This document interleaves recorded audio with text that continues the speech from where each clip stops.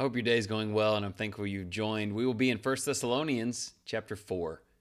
Believers are urged to continue living lives that please God, remaining active and always seeking to excel still more. Paul emphasizes the importance of living in a way that reflects their calling, especially regarding purity, warning them to avoid sexual immorality and to honor God with their bodies. He encourages them to love one another even more and to lead peaceful, hardworking lives so that their daily behavior will earn the respect of outsiders. He then offers comfort about those who have died, assuring the Thessalonians that believers who have fallen asleep in Christ will be raised when Jesus returns. Paul reminds them to grieve with hope, for when Christ comes again, all believers, both living and dead, will be gathered to him forever. This is a tremendous source of comfort. We must ask ourselves if we are truly growing in holiness and love. We cannot be content with remaining where we are spiritually. We are called to move forward, striving to honor God in every part of our lives.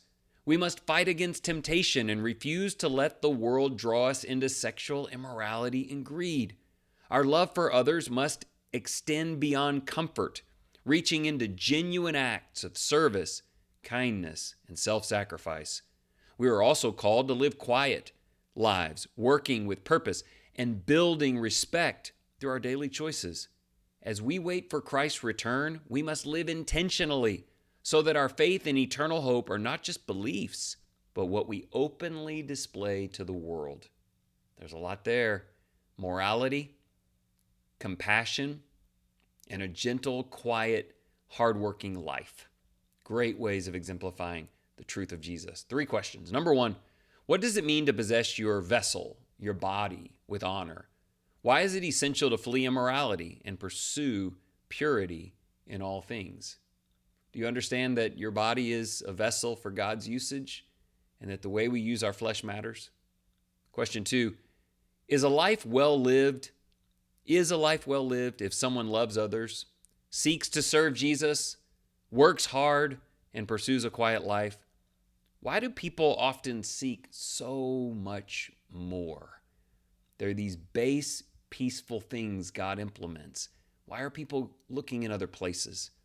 Question 3, why do Christians not grieve as the world does when a faithful friend or family member dies?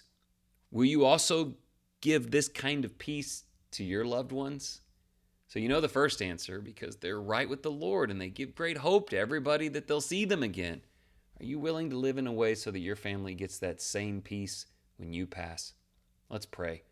Worthy Lord, thank you for calling us to live lives that are pleasing to you. Help us to walk in holiness, guarding our hearts and bodies from sin and honoring you in our daily choices.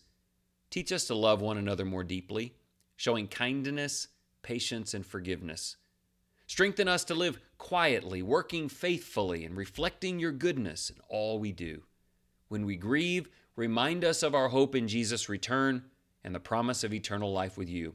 Shape our lives to be a witness to the world and keep our hearts longing for Christ's coming.